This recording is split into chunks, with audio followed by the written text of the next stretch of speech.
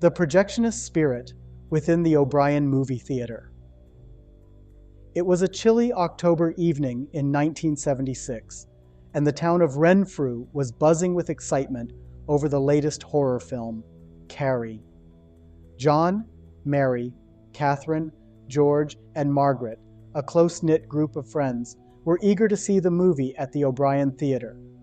The theater, a grand old building from the 1920s with its ornate decor and rich history, had long been a favorite spot for locals. The group had heard that Carrie, based on Stephen King's novel, was spine-chilling, perfect for a cold autumn night. Outside, the wind howled through the narrow streets, biting with the promise of an early snowfall. The sky was a heavy gray, and the first wisps of frost clung to the windows of the theater. Inside the warm lobby, the group gathered their popcorn, drinks, and candy, chatting about the film as they huddled against the chill from the doors. The smell of buttered popcorn, mixed with the faint must of old velvet seats and wooden floors, filled the air. "I can't wait for the bloodbath at the end," George said, with a mischievous grin as he handed John a soda.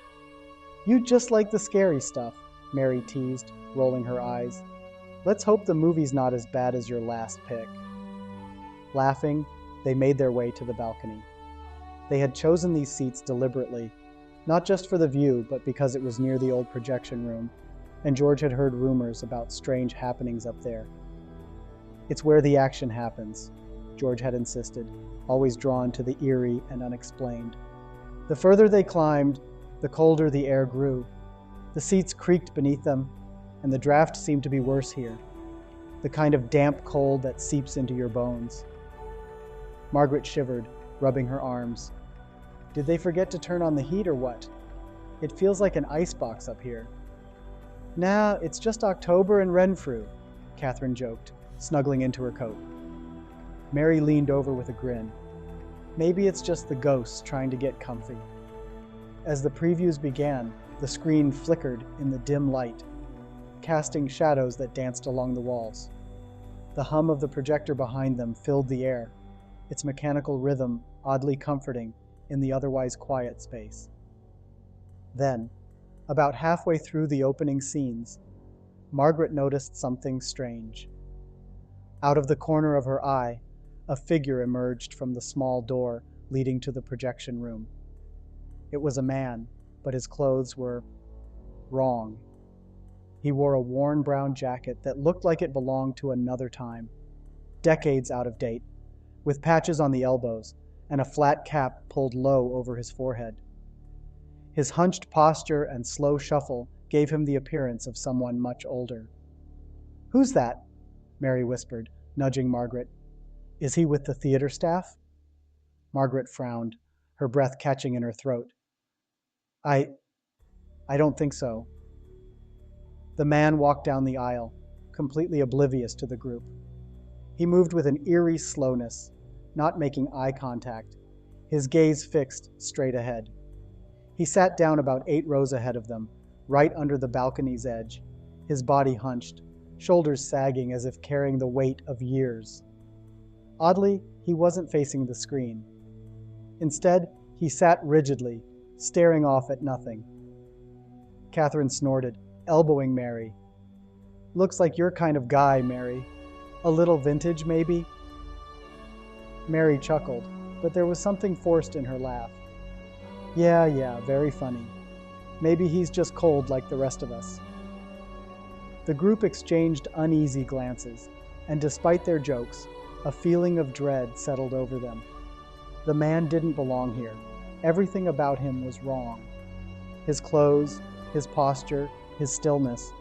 But it was the coldness that seemed to follow her, that made Margaret's skin crawl. Suddenly, the man turned his head. Slowly, almost mechanically. His face, now visible in the flickering light, was ashen, the skin stretched thin across hollow cheeks. But it was his eyes, or rather the lack of them, that sent a chill through the group. Dark, empty sockets stared back at them, like windows to some other world. He raised one bony finger to his lips. a gesture for silence. The motion was deliberate, slow, as if reminding them that they were intruding. Margaret let out a small gasp, her popcorn falling to the floor in a flurry of yellow kernels. Did you see that?" she whispered, her voice barely audible. Before anyone could respond, a thick mist began to rise from the man's feet. It swirled around him, obscuring his form. The friends watched in stunned silence as the figure slowly dissolved, disappearing into the fog as though he had never been there at all. John shot out of his seat, knocking over his drink. What the hell was that? They all scrambled to their feet, fear overtaking them. Popcorn spilled, drinks were forgotten, and they practically tripped over one another as they bolted for the exit. The film no longer mattered. Getting away from the balcony did. Downstairs in the lobby, their breaths came in sharp gasps as they tried to collect themselves. The warm air felt almost stifling after the eerie chill of the balcony. George, still shaken, approached the theater manager. "We just saw something up there. A man, but he wasn't..." The manager didn't look surprised. In fact, he almost smiled. "Ah, you've met old spooky guy, the projectionist. Apparently he worked here for years, decades, really. That is, until he passed away up in the booth during a show back in the 1940s. People say he's still around sometimes. Guess he liked it here too much to leave." The group stood in stunned silence, chills crawling up their spines once more.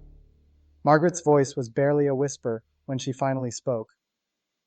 "We saw him." The manager just nodded, his eyes distant, as if he had heard the story 100 times before. Outside, the wind whipped through the streets again, and the first few flakes of snow began to fall. But the cold that the teens felt now had little to do with the weather. It was the kind of cold that lingered deep inside, a reminder that some things never really leave, even when they're supposed to.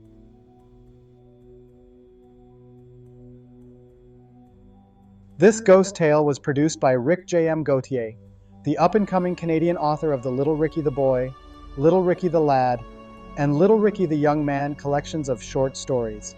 This ghost story is based upon known facts about hauntings in and around Renfrew. Little Ricky short stories can be purchased from Amazon and Kobo. Amazon has paperbacks and ebooks. Kobo has audiobooks. If you buy a short story, all proceeds are donated to a food bank. Books are not expensive. Some are as low as $6.